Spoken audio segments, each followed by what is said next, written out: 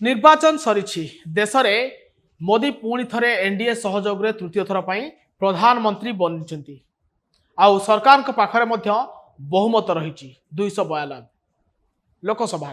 किंतु राज्यसभा मोदी सरकार बिल पारित करें तो जो सबू बिल बाकी रही जहाँ मोदी सरकार को स्वप्न अच्छी से सबू पूरण हो पार तो आउ कौन मोदी को यही दुई सहयोगी नवीन आउ जगन सहयोग करेंगे तो पूर्व भली ये सबू तमाम प्रश्नर उत्तर खोजा यही भिडियो रे। नमस्कार मु तपन आपण देखुचंती न्यूज रूम। दर्शक बंधु 2024 निर्वाचन अनेक रोचक फलाफल देछि। गोटे पटे मोदी एवं तांको सहयोगी एनडीए सरकार को आसचंती तृतीय थर पर प्रधानमंत्री मोदी बनी किंतु मोदी को दुई सहयोगी दल रे नथाई एनडीए मेंटर न थाई कि मोदी को सबु बेले आकुंठ समर्थन करुथिले जणे जगन आउ जणे नवीन किंतु एई दुई जण बीजेपी बाणरे चलित निर्वाचन रे घायला होइछंती प्रत्यक्ष आउ परोक्ष भाव में। आपण जानिछंती भारतीय जनता पार्टी ओडिशा रे नवीन को 24 वर्षर शासन को भांगी एवं नुआ सरकार गठन होइछि। मोहन माझी मुख्यमंत्री होइछंती सेपटे जगन मोहन रेड्डी को सरकार मध्य पतन होइछि आउ चंद्रबाबू नायडू बीजेपी सहयोग रे सरकार गठन करिसेंती आंध्र प्रदेश रे। आउ एई दुई दल नवीन पट्टनायक बिजु जनता दल आउ जगन मोहन रेड्डी को वाईआरसीपी ए दुई दल तमाम प्रसंग रे मोदी को समर्थन दे आसुथिले आकुंठ समर्थन बिना बाधारे समर्थन दे आसुथिले जदिओ नवीन एवं जगन एनडीए रो सहयोगी दल मध्य नथिले किंतु एबे लोकसभा रे नवीन कर सदस्य नहांती जीरो बिजु जनता दल को मिली एथर लोकसभा रे 0 आसन जगन को पाखरे मध्य आसन संख्या कमिची किंतु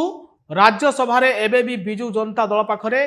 9 जन सदस्य अछंती एवं जगन मोहन रेड्डी को पाखरे 11 जन सदस्य अछंती। आपणकर मन थिबो जेतेबेले ट्रिपल तलाक बिल आसीथिला 370 बिल हटिथिला जम्मू काश्मीर रु एवं जेतेबेले आसीथिला अरविंद केजरीवाल को विरुद्ध रे दिल्ली सरकार को विरुद्ध रे गोटे बिल आसीथिला सेतेबेले उभय जगन आउ नवीन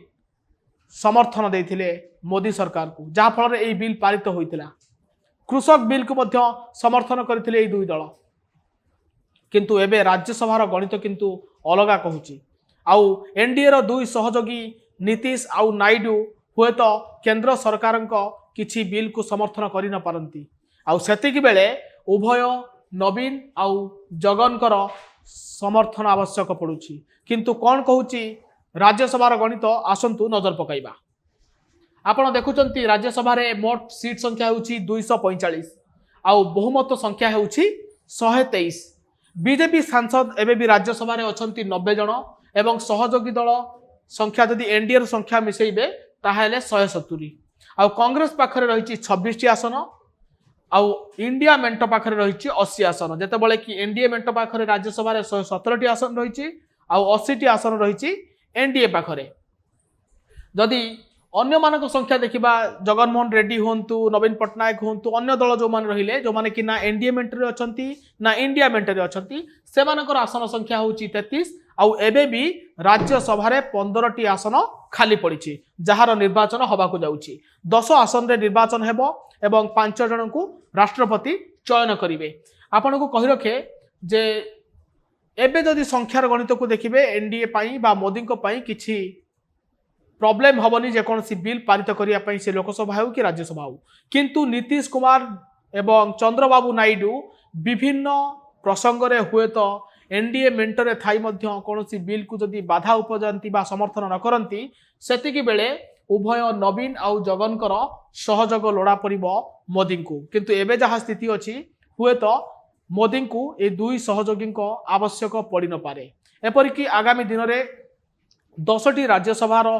सीट पाई निर्वाचन हेबाकू जाउछि आउ सेथिरु संख्या खेल में भारतीय जनता पार्टी आगर थिबारु 6टी आसन जितिबार संभावना अधिक रही। तो एपरी स्थिति उपजिले हुए तो नवीन आउ जगन मोदी को पाई अलड़ा होई पारंती। नमस्कार।